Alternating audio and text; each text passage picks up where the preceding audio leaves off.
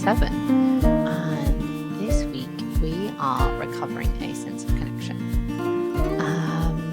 Before we dive into the week and the themes, I thought it was time for a little check-in though, right? Because it's been a while. We're like halfway through now. And how are you doing? I'm tired. Like I think I'm getting more energized and I see some momentum building, but also I just have these weeks where I'm like, I kind of think I'm exhausted and I don't think I, managed to do anything that I intended. But then sometimes it will surprise you. Like last week I realized I actually did go on an artist date. I hadn't really planned it. But I needed to go, it was my evening off, and I needed to go and return a book. And it sort of turned into an artist date because I went to go and exchange this book in the bookshop and then ended up just spending a little bit of time wandering around the bookshop and actually picked up this book, which I then went to go and read in a cafe, which was so lovely.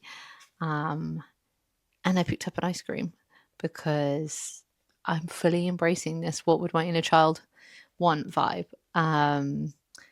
And yeah, this, if you are into Mary Oliver's poetry or you like reflections on art and nature, like this book, I'm only into the first section, but so far I'm really loving it. And I would 100% recommend. So I guess what I'm trying to say is it's interesting, right? Because I don't think it's all going to plan and I feel tired a lot of the time. But then I also find myself surprising myself by actually capturing these tiny little moments for me or finding a way to just be a little bit more kind and soft and creative and not pushing so much, just trying to let things flow. But I would love to hear how you're doing. Tell me, how are you doing artist dates? Are you managing to do the morning pages? I actually got up and managed to do the morning pages before my son was up this morning, which was just felt like a really lovely way to start the day. But obviously that all depends on how the night goes and how you sleep and all of those things. So that was a win today and I'm taking it. And I think that actually is my reflection so far, is that some days it works and it's great and other days it just feels so impossible to even think about adding anything in. And I guess my reflection is I wonder if those are the days I should be pushing myself more to fit something in for myself or to use my son's nap time to just like watch some YouTube that I love or read a book or have a nap or just not do anything productive or try and tick those jobs off my list, because I think it can be tempting to feel like, oh God, I'm behind on things, so I need to do more, versus just leaning into the fact that the kindness, the softness is perhaps the benefit. So I think, that it's on those days where it doesn't go to plan and you don't feel like you're optimizing or doing all the things that you want to do, where maybe leaning into the self-care and the softness and the nervous system reset stuff is important. Because I think when I don't do that, like I found myself yesterday just having this bubble of rage come up. And thankfully I realized what it was before I really kind of let it out on anybody else. But I immediately went like, okay, you need to reset yourself. And actually, fun fact, I might go and just splash my face in some cold water straight after I've done this video, because I feel like I could do with that reset right now as well. And personally, that's one of my faves. It's really quick. It gives me energy, which I think I need a lot of right now. And I think it helps me just come back to the present moment. So I will do that in a minute. But let's dive into week 7. So it's week 7 and we are recovering a sense of connection. Really in this chapter, she's talking a lot about that sense of understanding our creativity and the work that we create as actually an act of listening and just allowing what comes through to come out, thinking of ourselves more as the instrument rather than the author. And I think that's quite useful, because what she's calling on a lot on here then drives into this idea of making bad art, which is something I'm going to talk about in detail, and I'm thinking about a video and I will make it. But just to touch on it here again, like she talks about this idea that of perfectionism getting in our way, and that actually we must be willing to make bad art in order to make art. Um, and perfectionism, essentially, in the way she frames it, is a form of kind of procrastination. It's a putting off of the doing of the thing. And actually, we think it's a humble thing of going, oh no, well, it's not good enough and I need to be better. But actually, almost we're putting our ego and ourselves in front of the work that we're creating. And something that came out on this, I am currently also reading. I'm in a bit of a book moment. Syllabus by Linda Barry, which I again 100% recommend. I'm really enjoying it. But there is a quote in this where she talks about bad art, and she's like, what is bad art? And she deems this piece of work bad. Like, she's like, this is bad art. And then what happens? Nothing happens. And she says the word astonishing. And for me, that just gave me this moment where I was like, oh, okay, right. It can be bad, but it's still, nothing happens then. It's fine. Carry on. Like, do the next thing, work on the next thing. And I think that just momentum in allowing the work to be whatever it is, and the creativity to be whatever it is, whether it's highbrow or lowbrow or just whatever you're doing, whenever you're doing it, that is enough. The fact that you're doing it. And in the Artist Way this week, Julia Cameron encourages us to write out a list of, if I didn't have to do it perfectly, I would try, and a list of all those things that come up. And that's personally one of the tasks I'm definitely going to try, because I think it's useful to realize how much your perfectionism and your idea of how things should be and what you should be doing gets in the way of you actually doing anything.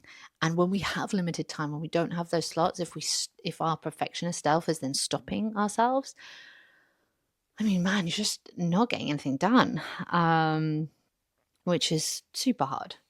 So I think that was a really good takeaway from this week for me. And then the other kind of concept she talks about is jealousy, and jealousy being a map. And I remember it made me think about a few years ago, I was jealous about something, and the thought came into my head, don't get jealous, get busy, because the jealousy is being driven by that wanting to do that thing yourself, or because we don't really get jealous of the things that aren't for us, right? We get jealous of the fact that that person has way more free time to do that thing. Or I think sometimes as a mother, I get jealous of my past self, and I'm like, Lucy, what were you doing with all that time and energy that you had? Like, I'm jealous that you could just go out for a coffee. I'm jealous that you could just decide to do what you wanted with your evening with like zero notice or plan. I'm jealous that you could kind of just do the rhythm of your day, rest when you were tired, work when you had energy. And now that is not how my life is. So I think that's an interesting one to explore, because especially as mothers, I think we are given this idea that our life with children is richer and beautiful, and therefore we kind of can't be jealous of our past selves in any way, because what we have now is incredibly valuable and wonderful, and all of those things are true. But actually, I think that recognition that you can still you can have something wonderful, you can really cherish your children and love being a mother, love that role, but still miss the part of you that wasn't a mother, the lifestyle that came along with that. That's perfectly normal. You're probably doing that for way longer than you've been being a mother, so it's kind of only natural that you would, right? But this idea of who we are jealous of and what that tells us, I think is really useful. And the exercise that Julia Cameron uses, I'm going to just list it out quickly, is this jealousy map. And so she kind of prescribes this idea that we write down who we feel jealous of. We write down why, we try and think about why we feel jealous of that person. And then we think of an action or antidote. So like the example she gives here is my sister Libby, why she has a real art studio. My action antidote is to fix the spare room. I mean, imagine having a spare room for an art studio. That sounds glorious.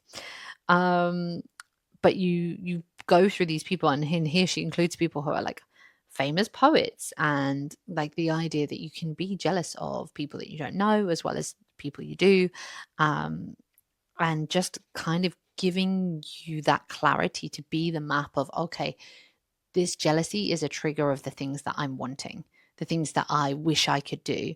And if we can find that, maybe we can give ourselves space to start to do some of those things or figure that out in some way. So I think that's probably one of the main exercises to figure out this week. And then the other thing that I really want to call out is she talks about this idea, and it's actually in one of the tasks. Make this phrase a mantra. Treating myself like a precious object will make me strong. And actually, I think this is a moment in the book, midway through or just over halfway through, to remind ourselves that a lot of the work that we're doing here is figuring out how to care for ourselves really well, how to take a break, how to pause, how to look after ourselves so that we have space to be creative, so that that energy can rise up. Because if we're not looking after ourselves, then it's very difficult to do any creative work that feels good or that is aligned with what we want to be doing, or actually just any creative work, full stop. So I think above all else, that reminder to just take this as the more care you can put into yourself, the more you can treat yourself with care and love and wonder and preciousness, the stronger your muscles will be for doing the creative work that you're doing, or doing any of the work that you're doing in the world, including mothering. So yeah, that's I think the important task, and I think the jealousy map as well. And then I will include a couple of the other ideas that she has below. For example, go and give yourself time to listen to a whole album, or go, and you might want to doodle, go and sit in a sacred space, something that feels calming to you, whether it's a yoga studio, a religious building, a forest, the seaside, wherever.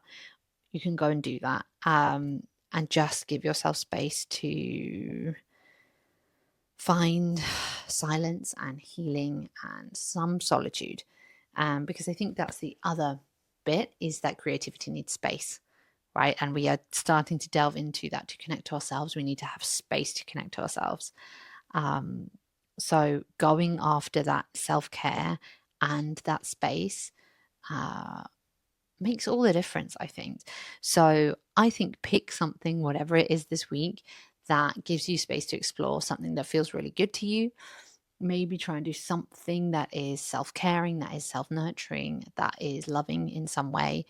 And yeah, just give yourself, if you can, that inch of solitude and silence. That's what I'm going to be going and trying to do. And yeah, then we can check in. We can check in on how it's all going, because we are powering through. It is week 7. Go us. I will be back next week to talk to you about week 8 and hopefully share a little bit of how my week went, what I was up to, what I discovered. But yeah, let's do this.